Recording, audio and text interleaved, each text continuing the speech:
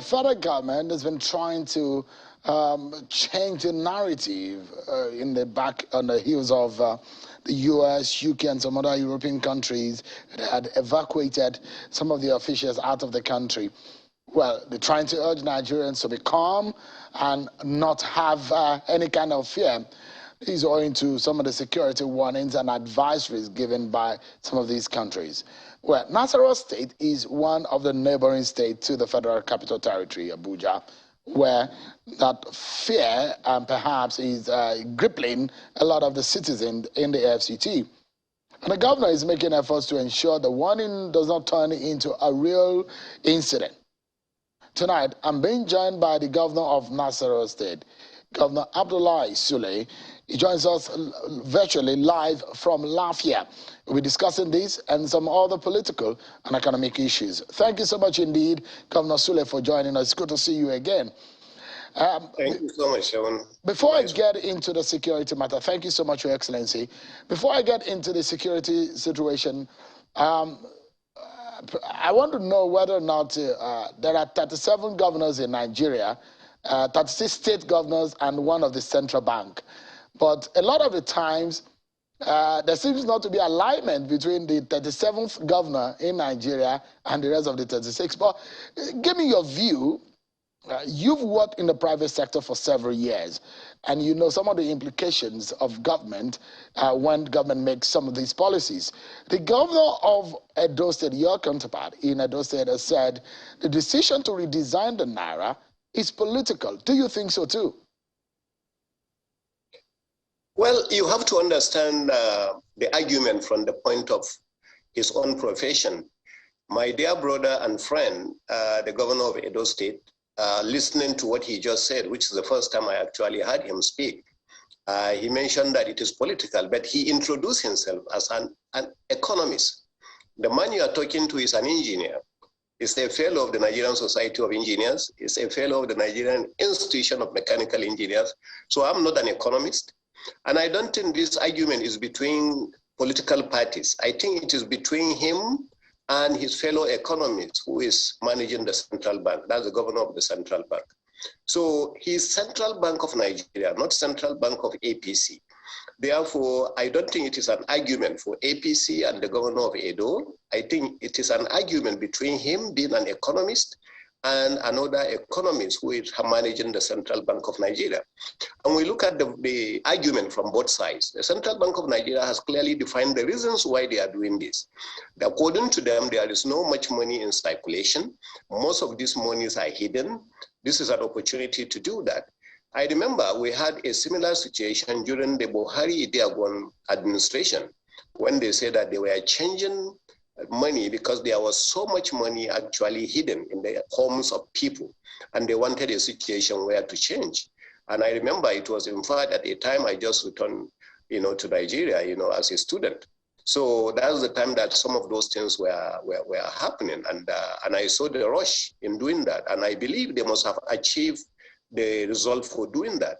But if my dear brother and friend, Governor Obaseki, is bringing also his own argument based on his knowledge of the economy, well, it is a very difficult argument for me to join in because I'm neither an economist, nor a member of the central bank or official of the central bank. Well, when there is a decision of government, we know that the law that guides the operation of the central bank provides that it has to be independent. But as independent as central bank should naturally be, there is still some political influence. There is the power of appointment, which is political. There is also the power to oversee and oversight the general economy, which is under political leadership of your party. Before this decision was taken, it was also taken to the president for approval. And so these are political layers to the decision. And perhaps the inference Governor Obaseki is drawing into this is, why now? Is it an urgent decision to make? And I understand perhaps that you might not want to speak against the policy of the government of the APC because you're a governor on the platform of the APC. But the question is that a decision that you think will benefit the average Nigerian Is it an urgent policy that is required by Nigerians as of now? What makes that policy spectacular such that it has to be now? These are perhaps some of the questions that have been raised along the line of argument of Governor Obaseki. Well, I have not heard his argument, apart from the point that he mentioned that it is political, that this is just something that is done in order to put money in the hands of certain political party.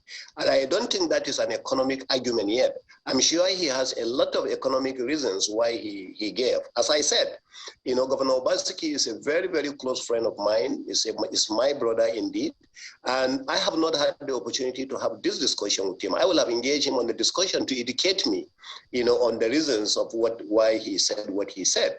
Now, as if you remember, we recently, you know, had a Naira investment summit, and Governor Obaseki was one of the few governors we invited, and he was also here in Latvia. That's to show you how much I am discussing about this gentleman. And I believe he's a very good economist. You know, he has his reasons clearly. It's just that, you know, so far from the little script that you have mentioned in the news, I have not had the argument, but from the part of central bank, they were able to put their own reasons. And their reasons were clearly similar to the reasons that we have seen when Buhari Idiagbon came to power. You know, but if you say maybe sometimes, you know, to have the influence of government, you know, yes, they have taken the decision, I believe, and got the approval of Mr. President, the president of Nigeria, not president of APC or CPC or any other political party, just president of Nigeria. So they took it to him based on his own position as the president of Nigeria at the time. It was not brought to the governors, to the best of my knowledge. If it was, I wasn't there. You know, so other than what I saw in the pages of the newspapers as what was discussed as the reasons for this exchange, you know, I have not seen anything else apart from, of course, from what Governor Obaseki is putting forward. Yeah. And I'm sure we're going to hear what he has to say, you know, and give a very good reason. So it's a point for argument. So, I mean, the query, perhaps the worry again, will be just in about a week or so that this policy came to the fore. Dollar in the parallel market to the Naira has risen to over 700 to about 800 or more. And either linked or unlinked, there are those who believe that something is wrong. In fact, about 2 years ago, there are those who think that the Naira and the dollar might exchange for about 1,000 Naira. At the time, some of those of us who are very strong believer in God said, God forbid, but 800 and 1,000 Naira. I think it's closer to 1,000 Naira than it was to 500 Naira about 2 years ago. Are you worried about the current trend in the Nigerian economy under your government, the APC? I'm extremely worried. But then now you even brought another subject, you know, for us to understand. If indeed it is true that there were so many people who are hiding the Naira, it now justifies the point that probably the central bank was making. So all those people are now rushing, you know, to change the Naira to another currency. So probably that's the reason why you are saying this. Otherwise, there is no need for the rush, you know, to start rushing and exchange, you know, your Naira for dollar. Nigeria is not a dollar-denominated country. We don't use dollar for our own transactions. So why accumulating dollars? You know, so it clearly maybe even justifies the point that the central bank is making, that there is too much Naira being hidden in homes, in houses, in so many other places, and people are rushing right now. Rather than going to the bank, you know, they are rushing to bring out all that Naira to exchange it. So that is, you see, the point. In fact, it's now vindicating maybe the CBN, if that is correct. You know, but again, it takes you back really to understand, does it worry me? It worries me very, very badly, because that is making it a little easier on the part of a common man? No. Common man is actually going through the heat during the period. But what is the consolation for this? We are hoping that after all the rush and the madness about the exchange rate, you know, in fact, when I saw it yesterday, I was shocked, you know, to see the Naira, you know, going all the way to 800. And the one I saw yesterday was about 818. You know, so, and that is really crazy, you know, so, but that can only happen when for the same reason you have just mentioned, for the fact that maybe some people have too much Naira at home and they are trying to exchange the Naira for the dollar. So let's move quickly to another issue. The Labour Party began their campaign just at your doorstep. This means something. Politically, what kind of feeling does this give you, Governor Sule? No, it makes me more democratic now. Now I welcome Obi to come all the way to Nasarawa if that's what he wants. I was thinking that if he really wants to have a very good show, and I'm sure you have seen it on TV, the type of gathering that was there in Lafia. For your information, when we gave him when they asked actually for a venue, we gave them the smallest venue of our events in Lafia. That is a small football field, just around the science school. We were not because we didn't want to give them the stadium, because our stadium actually there is work going on there. Not because we didn't want to give them the Lafia Square, which is almost like the Eagle Square in size. We will have given them even the square, but unfortunately there was another event also going on there. So I was worried that we didn't have enough space to give them, but we gave them a field, a small football field, just by a secondary school. And I don't want to criticize anybody, but you have seen the gathering, as far as that field is concerned. So, massive. I mean, the Labour Party and the Obedience will say, what a massive gathering of people, a new party, a candidate that has a burgeoning political acceptance. That's what they describe it. Yeah, well, that is what you see on whatever it is that you see on there. But remember, as I told you, if you look at the gathering in Lafia, not only in Lafia, in the science school, elementary school, football field, and then that is the gathering. If that is what they are looking at gathering, well, welcome on board. I wish them well. Is your party threatened by the Labour Party? And I'm not only talking about Nasarawa State, because this perhaps will send some kind of jitters in Nasarawa and perhaps across board in the APC. Because I'm saying this because of one of the reasons Professor Patu told me is thinking that their party, Labour Party, and Peter Obi will win this election, and drawing inference to the political opinion polls that have been conducted, which most of them have been in favor of Peter Obi to be the next president of Nigeria, should the poll be conducted at the time they were. Take a listen to what Patu Tomi said yesterday, and I quote him. He said, "The youth of Africa are fed up with governments that don't work. They proved it in Kenya and Malawi. They will prove it in Nigeria." Does this kind of statement bother you in any way? And the fact that most of the poll have come out against or in the negative for your party? Professor Pat Utomi is my oga, is my boss, is somebody I love, and somebody I have a lot of respect, and he's a first-class economist. Definitely not a first-class politician. So Pat Utomi himself actually stood for elections a couple of times.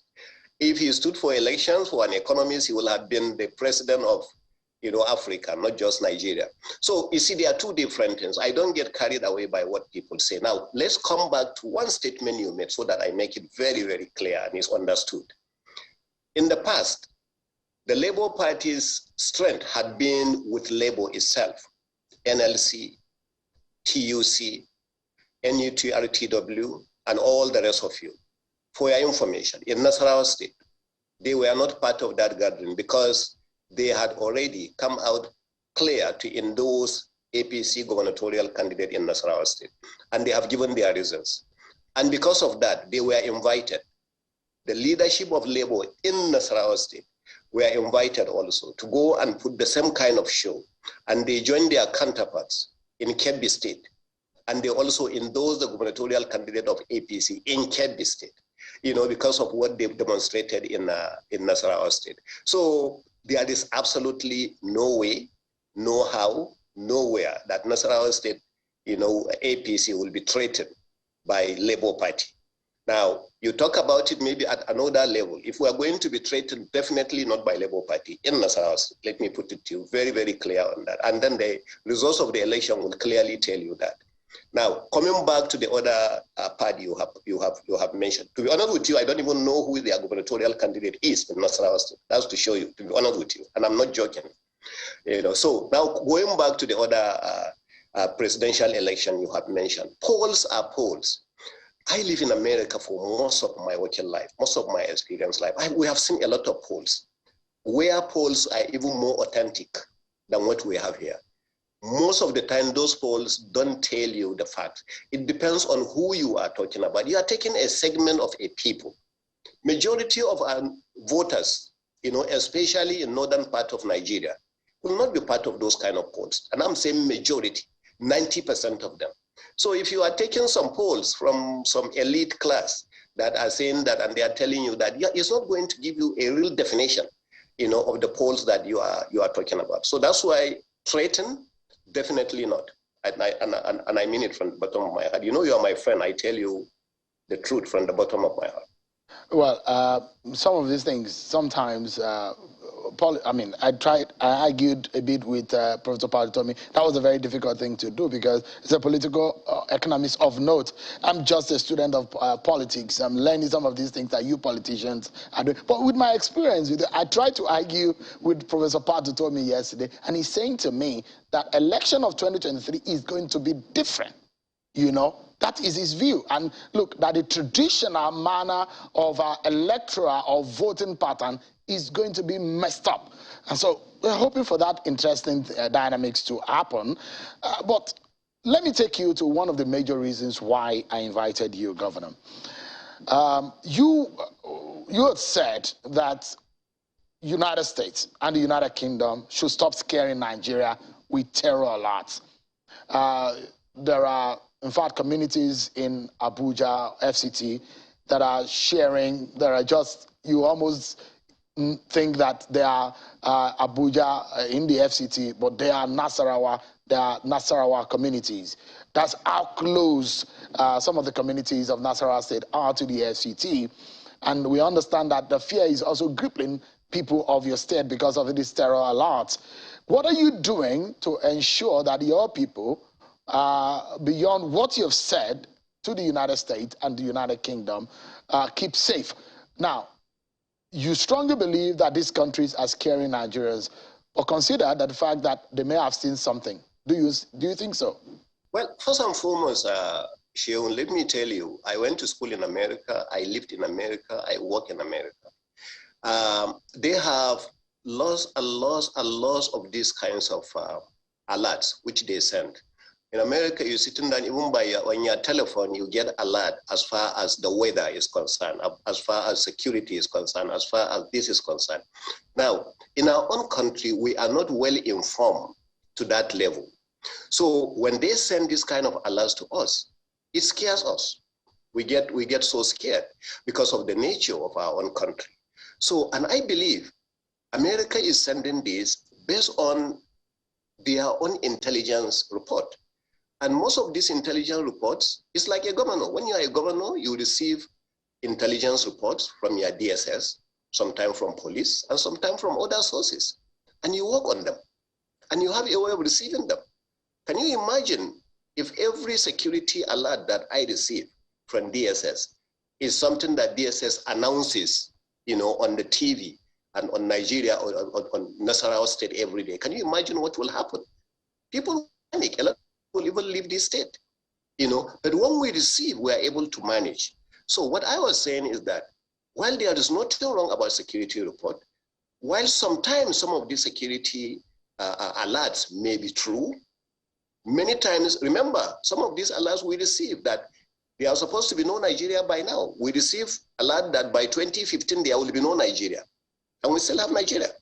So perhaps, Your Excellency, the reason why this is on another scale, or this is a bit different, is because this is perhaps the first time outside of the COVID pandemic that we will have foreign nationals working for foreign governments in Nigeria be evacuated out of the country. And they give specifics into this terror advisory. This is perhaps different from the ones that we have ever seen. No, that is the level of what you have seen. But we have seen situations where United Nations building was bombed, and yet there was no alert. And yet people were even, the whole building was attacked. And there was no alert in that because there was no intelligence to guide people ahead of time. And we have seen some of these alerts a little bit earlier. So that's what I mean by scaring people. You see, when you scare, we have seen so many other places in Nigeria, that were attacked. We have seen so many American embassies that were attacked. No alert. And we have seen situations where there was alert and yet there was nothing. I'm not saying there is anything wrong with sending alert. I'm just saying the method of communicating that alert, to the government of Nigeria and eventually to the people of Nigeria is just what my argument is all about. But Governor, do you have a sense that we need to be more careful and we need to do more? If they see something and they say something, for the quiet that we have seen in the security, in the terror activities of these bandits and terrorists, maybe there's something in the offing that we need to be more careful about. Do you think so? To show you how careful we are on that, the moment they send that alert, in Nasarawa State, we summoned an emergency security meeting. We didn't even wait because we know our proximity to the federal capital.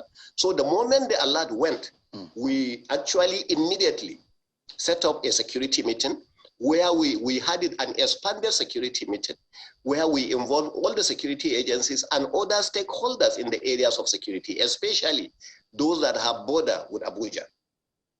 So that's to tell you we are taking it seriously. It's not that we are saying that it is not important.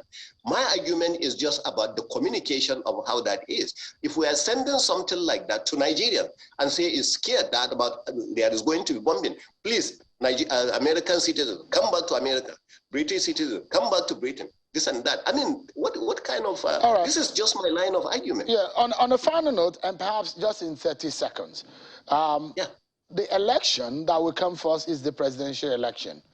How that pans out will also affect the election, the governorship election that will come about 2 weeks later, which is the one that you will be involved with. Now, give me an understanding, Governor Sule. It's a 50-50 for some people. In fact, some people think that your party is threatened.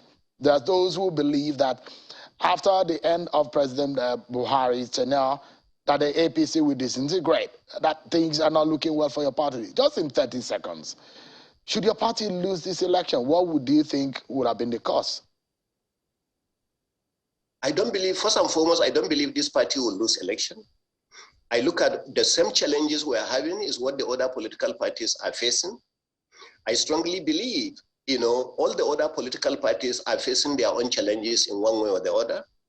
Two, I was in Kano about a week ago with our own presidential candidate.